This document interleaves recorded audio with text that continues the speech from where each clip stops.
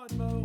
Good boy. Come on. Welcome to Moments of Experience, a podcast inspired by my faithful best friend, Mo, a 14-year-old beagle who gave us moments of hope, compassion, and love during a time of tragic loss and life-threatening family illness.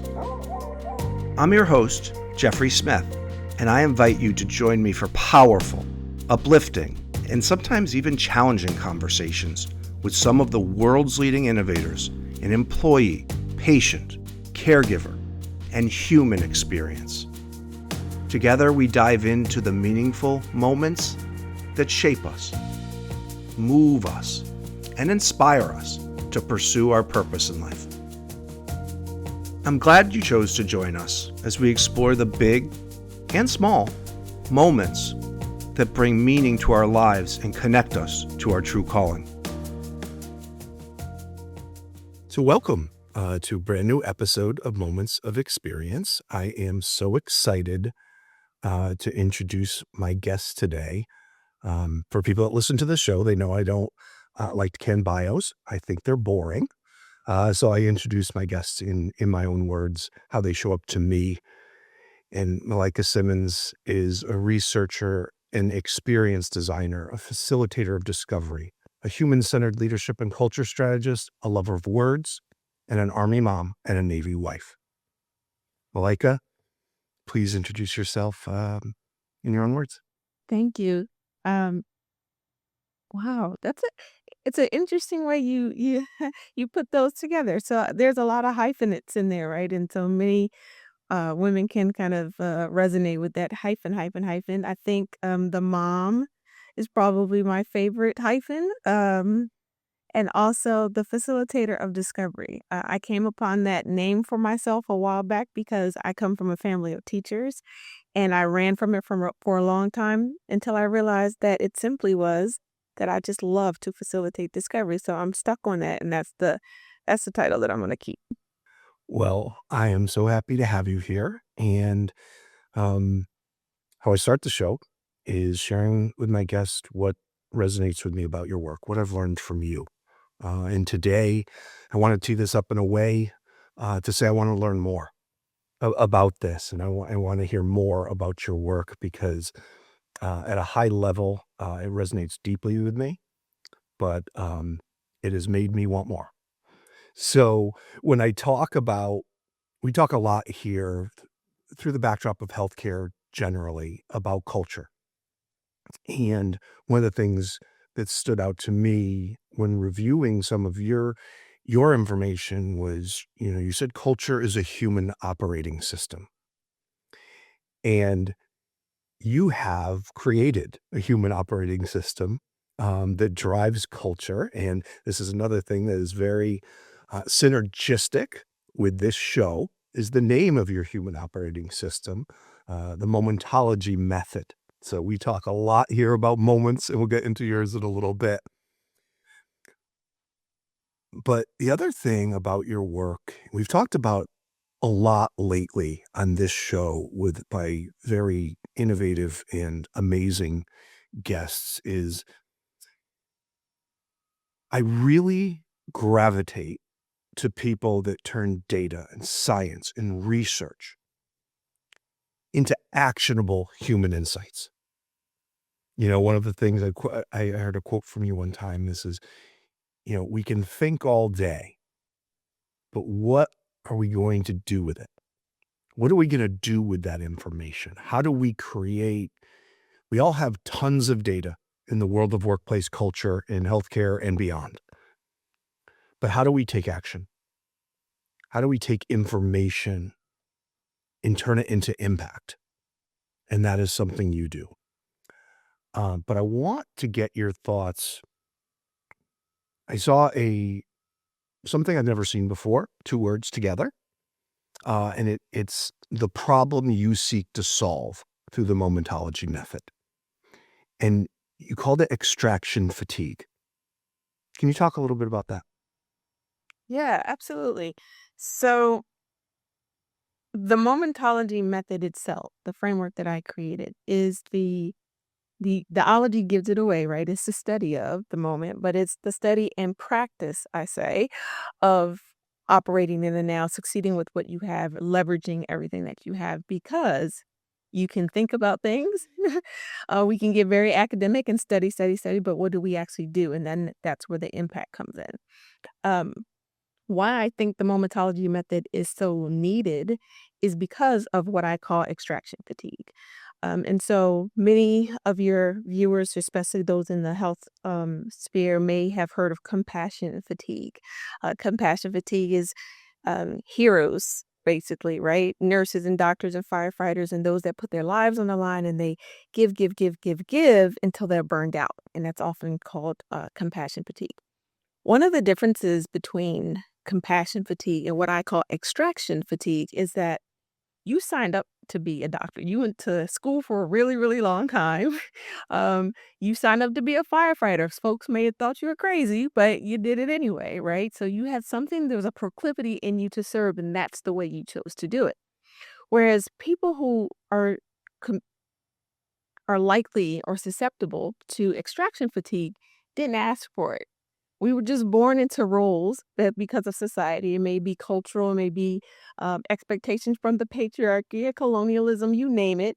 It may just be that your dad was a doctor, and so they just expected that you were going to be a doctor too. And so you were taking on this role. Typically, we see this with women, right? Where we're the nurturers, we're the support, we're the help. We do all the things for all the people all the time. And that level of extraction is exhausting. And it's something that we are kind of born into because of the framework and the narrative that we grow to accept. And so one of the things that I hope to do with the Momentology method is to help people, specifically those who identify as servant leaders, more specifically women in leadership, um, to not subscribe themselves to servant leadership to their own deterioration, right? To deplete themselves over and over again because it's not really giving if you feel obliged to do it, right? And so it's not of your own volition. And I think over giving is a misnomer because give means you're doing it because you want to. I think a lot of times what we're doing is because we feel obliged. And I believe that humans only do two things: what they have to do and what they get to do. So therefore, my job is to swing that pendulum toward more reframing of look what I get to do, right? When you're feeling more joy versus obligation, you're more likely to be productive. You're more likely to be happy. And that's part of what the Momentology method is about. So can you talk a little more? So extraction fatigue, if you had to define it in one sentence, what would it be? The toll of, I guess, overgiving to um it's the toll of overgiving to the extent of all else. You do nothing else but give, give, give, and there's nothing left over for yourself. In That's the world of healthcare, we say this often is we can't keep giving, we can't keep being there for others until we are there for ourselves first. Because, to your point, when there's nothing left to give, then we are doing it because we have to do it, not because we get to do it, like you said. Um, so the momentology, yeah, absolutely. We have to fill our own cups before we can be there for others. When we look at the momentology method, you have three pillars. Awareness, and you say awareness leads to clarity. There's gratitude, which we talk a lot about on this show, and gratitude leads to confidence and expectancy. Expectancy leads to conviction. Can you talk about the three pillars and why you believe in them so deeply? yes, you cannot address something that you're not aware of. So awareness is the first step. It's the feeling that there's got to be more, or this can't be life, or what any of those things that's kind of like the back of your neck, the hairs rise on the back of your neck, and you're like, what some people may call triggers, I just call a level of awareness, right? And so there's three everything comes to me in threes. So everything in the Momentology Method is made up of sort of phases of three. But for awareness, for example, there's self-awareness, which a lot of us are working toward. There's situational awareness, which is a little bit broader expansion, and then there's global awareness, right? And so that is how we fit in the grand scheme of things. And it just depends on what you focus on. And, what you focus on expands. So where are you putting your focus at any given moment? So that's what awareness is about. Gratitude, although we tend to think of ourselves as grateful. Some of us may bless our food and say thank you to grandma when she gives you something, but it's really deeper than that. I really believe in a radical gratitude where it is actually an inventory. And that's why it's something that you can use as an individual and something you can use in organizations. And you go, oh, in organizations, what do you mean? Like to tell people to be nice to each other, that they say thank you? Well, yes, they should. But also count your blessings. You're you're taking inventory of the things that you have. So individually, I might remember that I have a roof over my head, running water, my kids are safe and warm and healthy. Like those litany of reminding yourself that no matter what happens in life, and life be lifing, right? It gets a little hard. Uh, but even within those times, that there are things that you can turn to that bring you joy. There are things that you can turn to that are good, and so it's a recalibration of your spirit and your attitude about what's currently in your world. From an organizational standpoint, it may be, hey, you actually have a better team than you actually think. So when you want to outsource something, maybe you look to the team that you already have. Maybe you ask them better questions about their capabilities. Maybe you look at some of the certifications they currently have. There are so many ways that you can utilize your current team, right, and get more out of them by actually being concerned about who they are as individuals. So again, it can be individualized or it can be on an organizational scale. But I think gratitude is misrepresented as a warm and fuzzy, as something that doesn't matter. And I think that we should pay more attention to one another, and that's where the empathy-based leadership comes from. The last one is expectance. I'm sorry, go ahead. Let's stop it and just talk about gratitude for a second, because I talk about this a lot in the program, and I kind of referenced it in bringing it up, is that there is a huge opportunity around gratitude in organizations to not just for the giver and the receiver, but as I said, the impact to the observer. I had a guest on. She's one of the world's leading educators on putting compassion into practice. Her name is Pantea Vahidi. And she said, compassion is one of the only things in the world that affects three parties. The giver, the receiver, and the observer. Gratitude is very similar to that. And when we can amplify inside organizational culture, it stops becoming a warm and fuzzy. And I'll give you an example from my wife's journey with cancer. She had a food service employee that sang to her when she bought her lunch. And her name was Gloria. And I could go to Gloria and I could hug her and I could thank her and I could tell her how much her compassion, empathy, and just showing up as a human meant to me and my wife. I could go to the floor leader and tell her as well. But one day it was a health system I was working with around their engagement program. I was trying to help them modernize their engagement program, which is my business. And I walked into the CHRO's office, and the CHRO and the CEO was there. And I said, do you know you have a food service employee that sings to your patients? And they were blown away. And the one thing that CHRO did there was he wanted to amplify that. He wanted to tell that story across the entire 27,000 employee health system.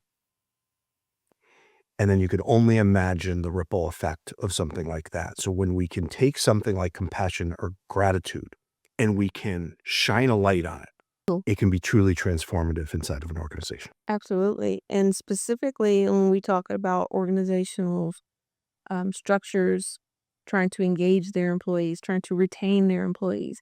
I'm a human-centered design strategist, right? So I work in the realm of design thinking, and design thinking is really about giving humans what they want in a seamless way, right? Getting to that what's called unarticulated need, the thing that they don't even know that they necessarily want, but you give it to them and then they're delighted, right? Um, if we're not having conversations with employees about um, what they actually want. So yes, of course they want a paycheck, and yes, they want to be paid well, but then maybe they want some health care, right? These employee programs that are instituted without talking to employees or by talking to employees in ways that seem perfunctory, where I'm an employee and I don't think it really matters, so I'm just going to tell you what I think you want to hear, right? So if we don't recognize that that's happening, um, you are missing out on what they actually want. So then you give them some surface level thing, and then you wonder why they still lead, right? Um, that's because you're not grateful for the opportunity and the employees that you have, and you're not giving them. People like to talk about themselves. They like to talk about the things that make them happy. If you give them a platform to do it in a very real way, not a check this box here kind of way, people see through that kind of thing. If you give them that, they will respond. And then guess what? You'll provide programs and services that actually cater to them. You may have elongated daycare hours, or you might put a playground in their neighborhood, or whatever it is, because we got to be corporate citizens too, right? So how are you showing up as an organization? Because your employees are they're the representatives of that organization. So if they feel they can't go out and tell people who they work for, that's a problem, right? So all of these things go into gratitude, and in terms of taking inventory, taking stock of who you are as an organization, as a community citizen in the place that you operate, and then giving your employees the opportunity to do that as well. And that's something we talk about very often because in healthcare, there is a disconnect many times between administration and the clinical side of the house. I have been a part of meetings where we were putting together a nurse engagement program, and there were no nurses at the table. Um, and to your point, that leads to mistrust, right? That leads to something being considered flavor of the month. I had to stop one meeting once and say, until we have nurses represented here, I can't take your money. Because the program will fail, not because it's not great, but if you don't involve the people with the problem in the problem solving, just say that out loud. Like it just The people closest to the problem have the answers. They just might not know they have the answers. Maybe it takes some, eliciting from them, but they have the answers. And I say that all the time. Part of is because we're talking about healthcare too. Social determinants of health are varied, right? There's 5 to 7, depending on which chart you want to look at. One of the least looked at, in my opinion, social determinants of health is the framework for support, whether or not folks have support structure. That is huge. Like, yes, quality education, yes, lived environment, where they live, how they get back and forth to work, all that are determinants of health. But so is whether or not and the extent to which they actually have support. And so if we're not thinking about humans or organizations as the human operating system, the culture that's human operating systems, then we're missing out largely. Which is the last part of the pillars are its expectance, right? And I think of these pillars as actually being states of being. So you're in a state of awareness, you're in a state of gratitude, you're in a state of expectance. And one of the things that we have trouble with as humans is expecting things because we think we're going to be disappointed, right? I can't want a certain thing. If I don't get it, I'll be disappointed.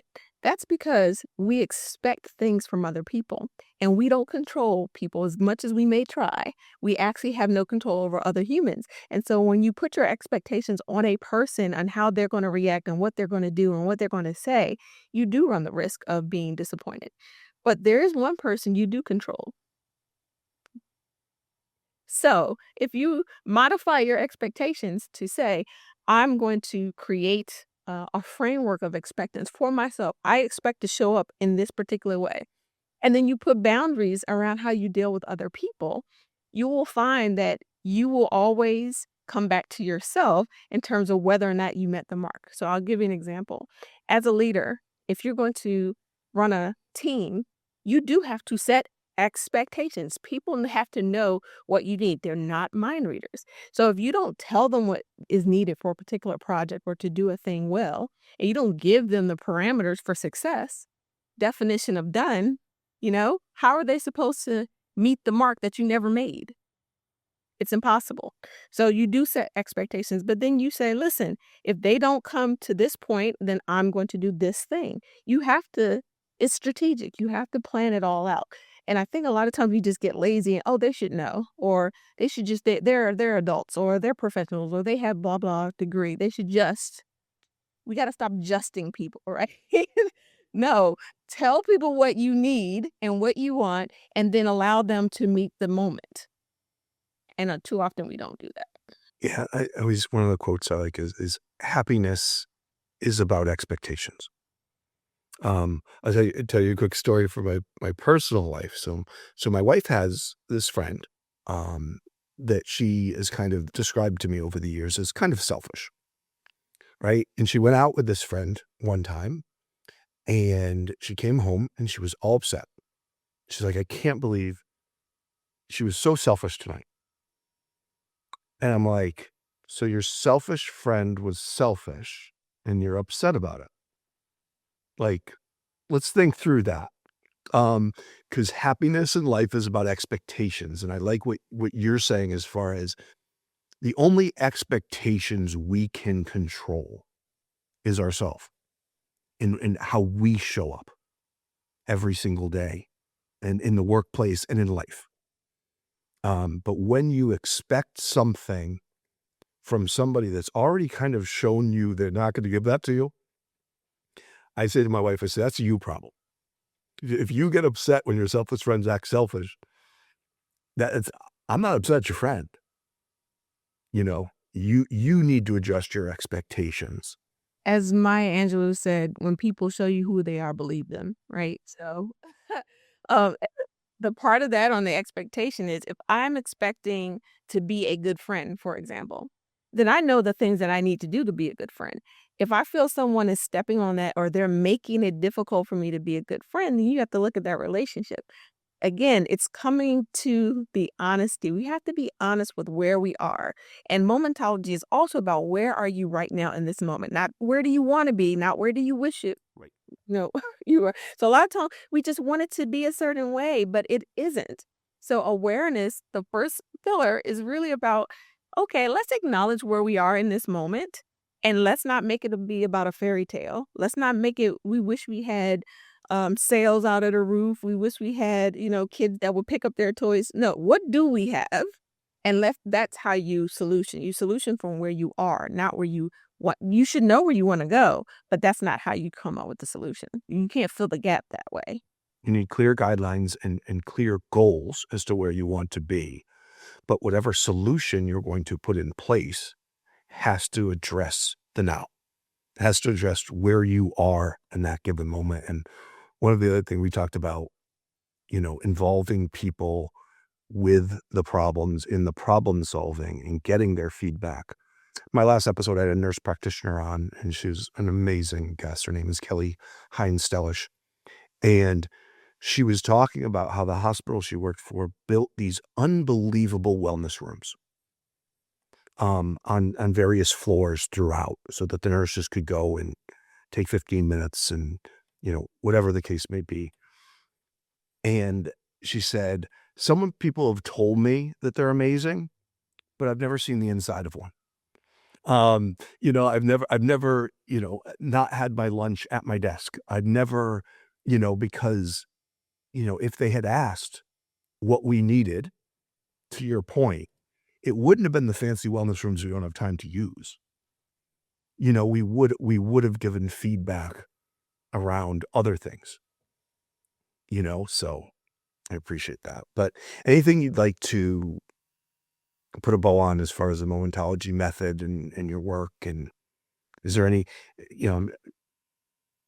healthcare, I like to say, is at the forefront of clinical innovation, yet lags 30 years behind the private sector in modernizing their people strategy. So you may have I don't know if you've had any wins in healthcare, but it's a hard road it's probably one of the hardest industries to get the buy-in and the investment in systematic change around around a human-centered approach. But have you had any successes in healthcare or So I do a bit of guest lecturing. I love working with grad programs around human-centered design and implementing empathy-based leadership principles. And one of the things that I found is that, in talking with practitioners, because sometimes I'll have psychologists and school counselors and folks, nurses and so forth. So they're in the trenches, right, doing the work, working with people. And I talk about empathy-based leadership and I talk about empathy-based approaches. And often I'll hear, so there's two parts. On the one hand, I'll give you two examples. From the practitioner standpoint, a lot of times it's everything is time sensitive and they don't have time in the hospitals. They don't have time during, before and after these appointments with patients and that sort of thing. And there's um all of these problems that they have to attend to and also be human and have human interactions. And these people are in these roles because they care about people. So it's not that, just telling someone just be empathetic, that's kind of silly. It's like, of course, I'm here. I'm here to help people. But how do I do it within the confines and the constraints of the hospital organization? Right. And so one of the things that I tell them first and foremost, and you kind of alluded to this at the beginning, is to serve themselves. And it sounds really selfish and it's really hard for them to do because they're there for patients. But you have to serve yourself first so you can serve the world best. There's no way for you to be and do all the things that you have to do as a nurse, doctor, practitioner, or what have you, unless you are taking care of yourself. You have to be the example. And so we don't always have the answers. And when we don't have the answers, I always say, take a breath. Breathing is really, really important. And it sounds a little flippant, but seriously, there are times when you're talking or you're doing something and you don't realize that your shoulders are tense and you're hunched up, right? So that's where that awareness comes in. In the moment, it takes 3 seconds for you to let your shoulders down. 3 seconds. And that one movement, somatically, you have something that happens in your body and all of a sudden your brain goes, oh, I'm at rest. Right? So you have times throughout the day, notice when your shoulders are hunched, notice when your teeth are clenching, and physically relax them so that you can go on to the next part. It's not going to cure whatever problem you're dealing with, but it is going to give it a little bit of ease, a little bit of skid. Smiling. Customer service was a big thing for me early in my career, and I always had really high rates of satisfaction with my customers, and that's because I tell people to smile when they're on the phone. And I know those of you out there who are in customer service have heard this before. It actually works. When you smile before you say something, when you smile, it's like, oh, it's kind of fake. I don't know if you can see it, but I have something up there. It says, "Faith it until you make it." I don't believe in faking anything, but I do have faith that if we do things with intention, it will come out the right way. So intentionally breathe, take a breath. If you have to, if you're at your desk, take your seriously, take your foot out of your shoe and let your toes feel the carpet because you're grounding yourself. You're like, okay, I'm in this moment and it's fine. It's going to be okay. So it's a lot of little things like that that I help people to get into the moment of where they are right now, and it's okay. You're okay and you're safe. Psychological safety is a huge thing for practitioners. So we can build our own psychological safety nets. We can then do it for the folks that we work for. absolutely? So one more quick quote that I read from you around something that resonated with me, because one of the quotes I have posted in my office is, "The only real mistake is the one from which I learn nothing." And I heard you say one time, "What is this moment trying to teach me?" And I think you said you came from a long line of educators. And I think if we view the world through the lens that each moment can teach us something, we end up being in a much better place, especially from an expectation standpoint, to make the call back there. Yeah, yeah. Um, that's 100% true. My I lost my father last year, mid-year, and he had congestive heart failure. He'd been sick for many years and got worse over time. And it's one of those things where things happen sometimes and you kind of know they're going to happen. He was getting worse, right? It feels inevitable, but at the same time impossible. This is a person who was very my sisters and my siblings and I all joke about his orneriness. We're like, he's too ornery to go. Like he was always almost not always, but there were many times where we thought it was getting serious. And he always came back. He always came back. There's a joke. There's a little cartoon, and it's called "The Cat Came Back."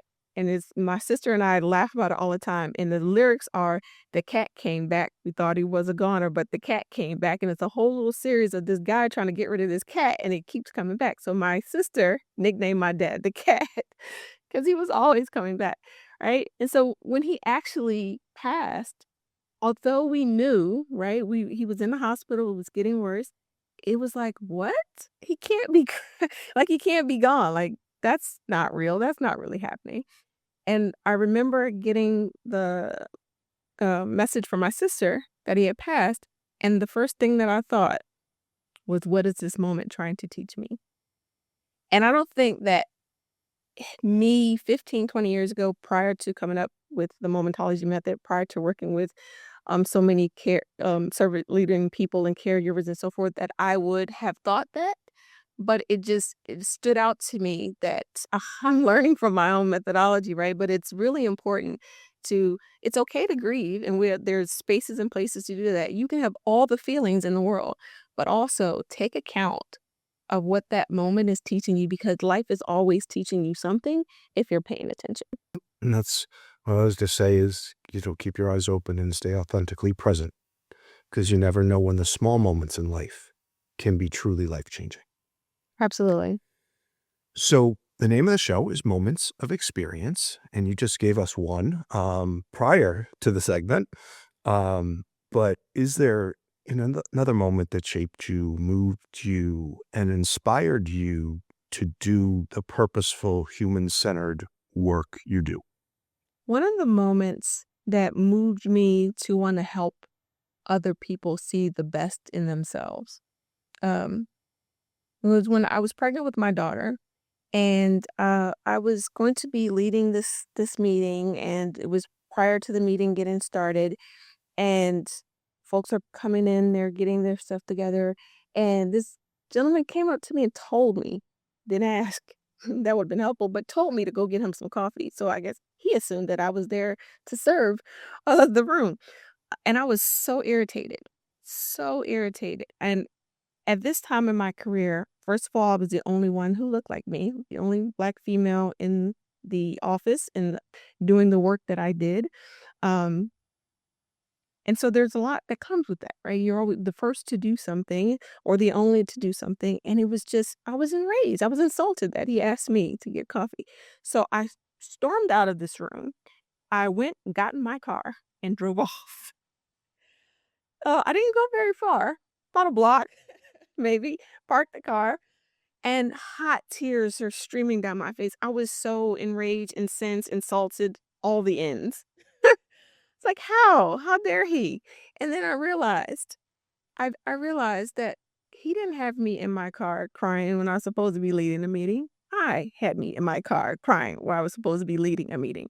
Because no matter what he thought or what his assumptions were, and his narratives had nothing to do with who I was and what I was there to do. Now, I could chalk it up to a bit of, hormones. As I said, I was pregnant with my daughter. But at that moment, I held onto my stomach, my belly, and I promised my daughter that I would never, ever let someone else write the rules for her. Right. And I needed to start with myself. So I carried my little self right on back into that office. And again, this was early, so the meeting barely started. But when I took my position as the lead of the meeting, the look on his face was interesting, but that didn't matter. In the long term, that didn't matter either. I became that was one of the first places where I won my first consultant award. I became an award-winning consultant because of the work that I did. And it was because of the work that I did and because of my follow-through and because of my work ethic and because of what I knew and how I knew how to execute it. Had nothing to do with what that gentleman may or may not have thought of my position in that place. And so that was a moment for me where I realized it's not about them, it's about you. And they can tell you, whoever they is, for you in your life, they can make up a lot of different stories and narratives. But what do you say about who you are and what you're here to do? And that's the most important thing. That's great. Anything else you'd like to share, before we wrap up? I've really enjoyed this conversation. Me too. Thank you. I appreciate I thought it was very serendipitous, the moments and the momentology. We certainly were aligned there. I just think that one, we should just all be kinder, right? I mean, I think that if nothing else, for example, COVID showed us how much we need other people because man, did we wait on those Amazons packages, right? Like we need people, we need each other. We should be kinder to one another. You never know what someone is going through. And we have the capacity and ability to do fantastic and wonderful things if we can only take a step back and see people for who they truly, truly are. And that's what empathy is about. That's what the Momentology Method is about. It's about seeing yourself first, honestly, so that you can help. But you got to be able to see. So I don't know, maybe vision is sort of a theme that's coming up for me. Like that vision is seeing yourself as you show up in the world, but also seeing others because they can be great contributors to whatever your cause is. And you never know what's going on behind closed doors for others. So, we never know what trauma. I had a leader in trauma-informed communication on the program, saying when we're communicating, we have no idea what that person's going through. We can't look at that through that lens because we're not there. So being kind and understanding that someone might be going through something very difficult on any given day. My guest I referenced earlier, pet peeves, says we just don't know what we don't know. Yes, that's So a be very compassionate to ast- everyone you come across. that's a very astute observation, and I will follow what the with the trauma piece. I think that's so. When I was talking about psychological safety earlier, that trauma piece is so important. I was on a panel last year where we talked about how trauma is everywhere. So if I'm working with the IRS, and the IRS is like, we're trying to do a website, a new website or a new notification model. Where's the trauma? I'm sorry. Have you met the IRS? If I get a notification from the IRS, I might be a little freaked out, right? So there are ways and methods that you should communicate from the IRS and not just put the big red letters on an envelope and send it to somebody, right? And so every organization can think about the inherent traumas that being human actually is and how we mitigate those things in our dealings and in our communications with people and clients and customers. Yeah, I think you would actually really enjoy that conversation I had. Her name is Dr. Maisha Claiborne, and she's absolutely brilliant. And yeah. So anyway, thank you so much. I truly appreciate your time. Your work truly resonates with me. I'm glad we were connected. One of our mutual colleagues reached out to me and said, you need to have Malaika on the show. And the second I looked at your website, I said, yes, I do. So thank you so much. Thank you for showing up the way you do in the world of work. And I appreciate your time. Thank you so much. Same here.